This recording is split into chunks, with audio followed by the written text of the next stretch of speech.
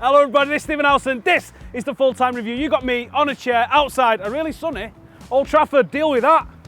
We still got Squawker Dave coming up with his 3-point review, so look forward to that in a second. But for now, we're going to talk about this weekend's game with Norwich City. Now, it was the dullest game I've seen probably all season, which is saying something, isn't it? Because we've had some right sleepers this season. But it's all about points, not performances at this stage of the season. We got the 3 points, which means it's now in our hands going into the final 2 games of the season. Can we get a result against West Ham? Do you know what? It doesn't actually matter if we don't. We're still in the running, even if we don't, because I don't think City are going to get a result at Swansea. Either way, I want to see us get this result against West Ham. I want to make sure it goes into our hands, needing only a win against Bournemouth on the final game of the season to guarantee Champions League qualification for next season. Right, now listen, some serious talk here, because some people are refusing to enjoy the fact that we might get top 4 this season because they think it might result in Louis van Gaal being kept on for another season. Do you know what? If it does, it does.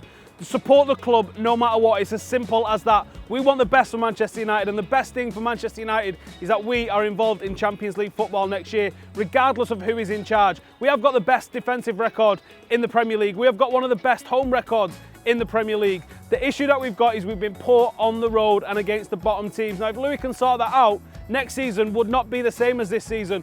And not only do we get Champions League qualification by doing so, but by coming fourth, we're gonna knock City into 5th place, meaning that Pep Guardiola has to dominate Thursday night football, which is going to make it difficult for him to adjust to the Premier League, which means it's going to be easier for Manchester United going forward. So that is why we want to finish 4th. That's obviously not where we want to be aiming every single season. We're Manchester United and we are better than that. But with the way we've been this season, the circumstances that we find ourselves in, this is the best possible scenario, and we want the best possible scenario. Anyway, that's enough of that. Here's what you rated the players this weekend on social media.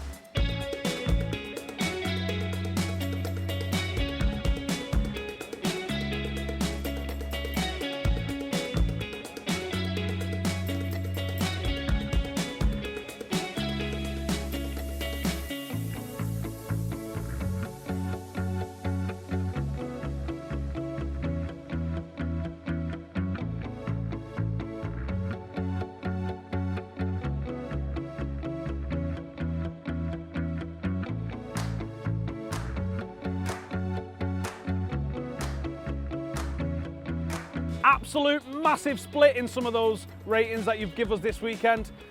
Maybe some of them are a bit harsh, maybe some of them are completely fair, but either way, here's Squawker Dave with his 3-point review. Hello, yes it is that time again. It is the Squawker Dave 3-point review on Full-Time Devils. Anyway, let's dive into the talking points. Number 1, destiny is back into Manchester United's hands.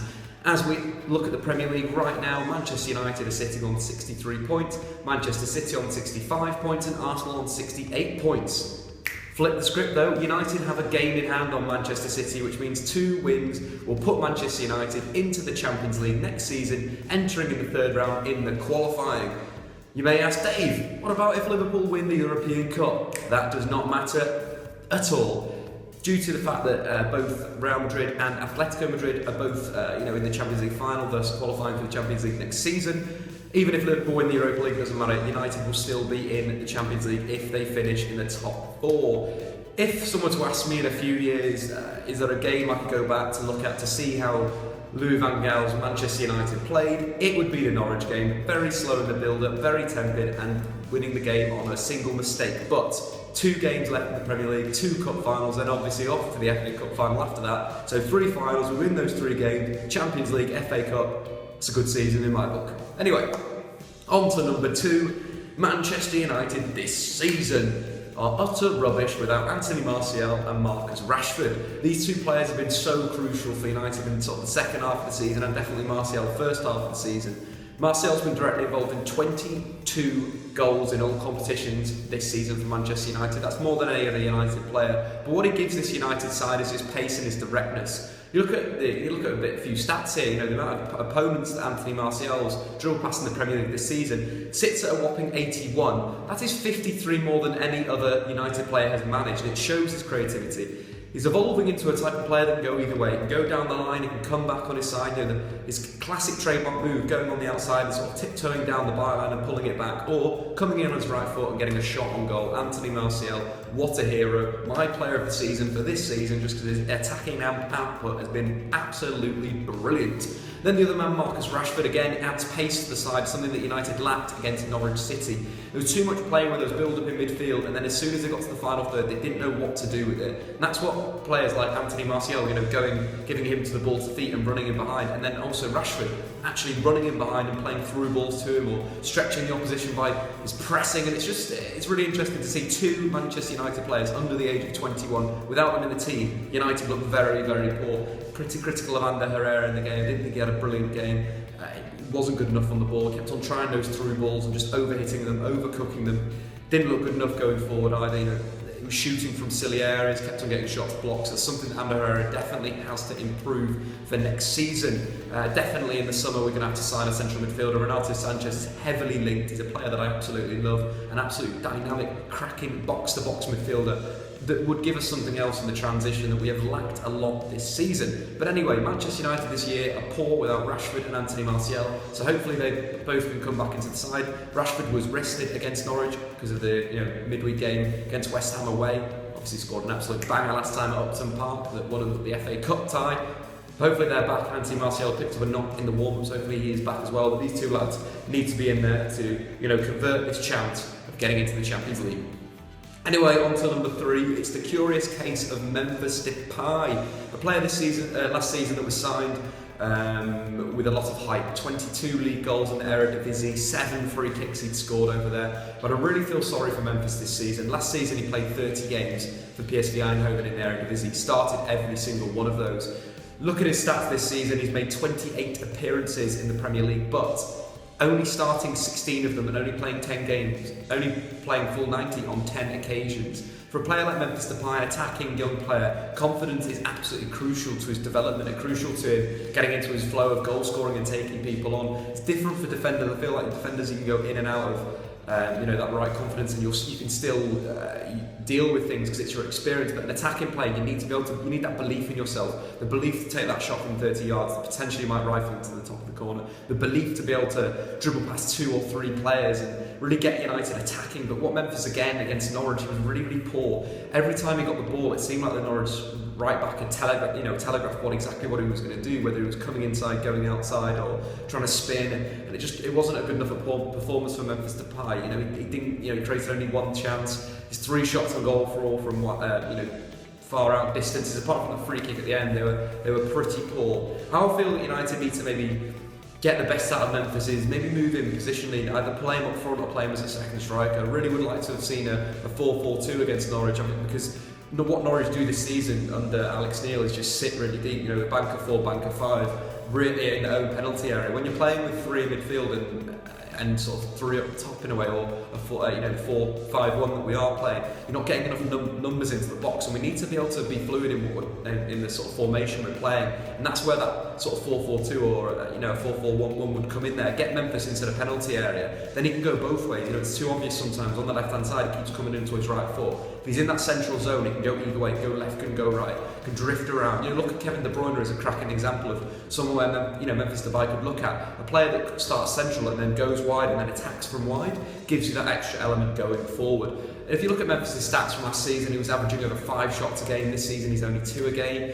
Chance created last season for PSV Eindhoven, he was creating 2 chances per game. This season it's less than a half. So there's key stats that Memphis needs to start doing. That's creating chances and getting shots on goal. Just shoot, Memphis, but shoot from intelligent areas. I feel like too many times he shoots when there's a player really close to him that can get a block away. Free yourself up and then go. That's why I think playing him centrally will give him that extra element, because he has that extra space and the extra unpredictability in his play. He can go either way. Bang! Memphis Depay is going to be big next season. Hopefully, with Mourinho coming in, he will, definitely take himself to the next level. I think Memphis as well suits playing with a target man for counter-attacks, staying high on the pitch. Target man could bring the ball down and play Memphis through. That happened so many times last season for PSV Eindhoven. So anyway, it's okay. Man United are nearly in the Champions League. The season is nearly over. The summer is about to come and all these signings are going to be made. But anyway, till next time guys, thanks for watching Dave Talk. Subscribe if you are new and like the video, and comment, do you think Memphis is going to be a success next season? Till next time. Cheers for that, Dave, you absolute nerd. Here's the man of the match poll from Twitter this weekend.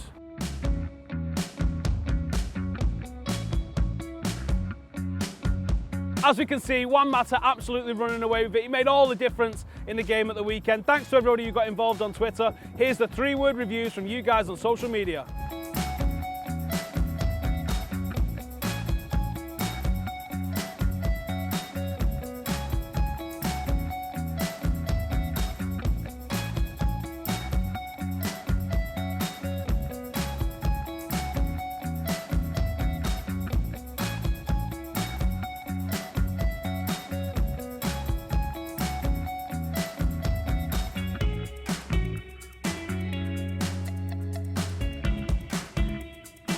And there we go, the favourite one that I saw out of all those, scrappy but crucial. That completely sums up the game at weekend. We don't care about performances right now. We just need 3 more wins and it's going to be a decent end to the season. On Full Time Review, we like to show you some of the more random things that happen while we're filming fan cams. Here's some nut stuff that went on at Carrow Road this weekend.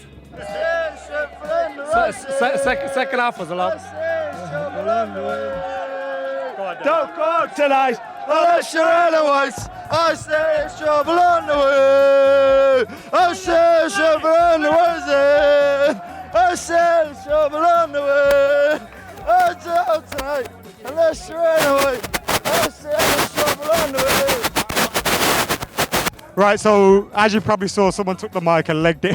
We've got it back now, Dave.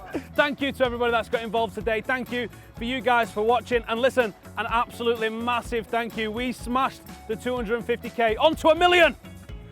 Now make sure you don't miss all of our West Ham coverage for an absolutely crucial game in the pivotal run up to the end of the season. Check it all out. We've got a preview and we've got all our usual match stuff coming out ahead of the game. So thank you for watching. Stick anything you like in the comments below. Anyone that you want to get involved in United on YouTube, you know the drill by now. We'll see you soon. Yes, because also your decisions in advance of this game to give rest to Daly and Blind and Marcus Rashford is always a difficult decision, but you need to do that